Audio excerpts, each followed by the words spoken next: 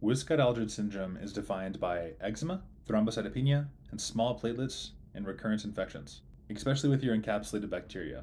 It's caused by mutation in the WAS gene, impairing the actin cytoskeleton remodeling, which affects your immune cells and your platelets. It's X-linked recessive, so it's only in male infants, often at 6 months when maternal antibodies are going to be on the decline.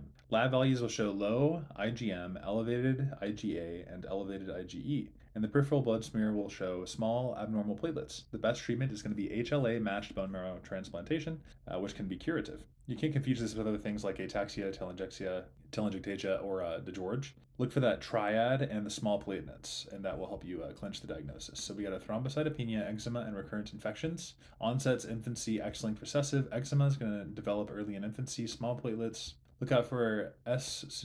pneumonia, and H. influenza. It's going to be defective humoral and cellular immunity. WAS gene, and the lab findings are going to be low IgM, high IgA and E. So we get a 10-month-old male presenting with persistent scaly rash on the cheeks and otitis media and pneumonia. He's got petechia and is very low platelets. So we have eczema, we've got the platelets, we got recurrent infections. So we started to be thinking Wiskott-Aldrich. So the answer is going to be the defect is mutation affecting the cytoskeletal reorganization in hematopoietic stem cells. So that's a cytoskeletal defect that impairs your leukocyte and your platelet function. Let's look at the trap answers and why they're wrong. Ataxia, telangiectasia, that's going to be your ataxia and your telangiectasias.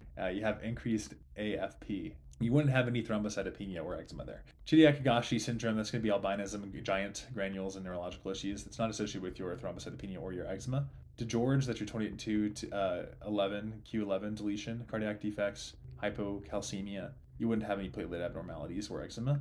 And SCID, that'd be chronic diarrhea, failure to thrive, absence of lymphoid tissue. So that eczema is really kind of your key here. So 3 ways you can never miss this condition in the future.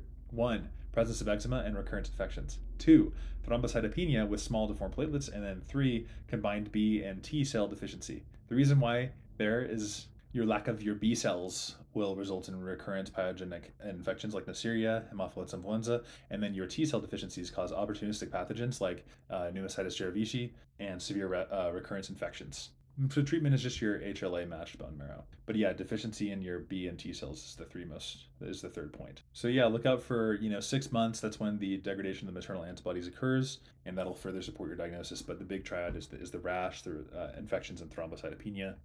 Man, I've got the histamine flowing inside of me. Definitely allergy season. So yeah, just look for that triad: eczema, thrombocytopenia, small platelets, and recurrent infections, and you're good to go. If this is helpful, then like and subscribe. We'll see you guys in the next video.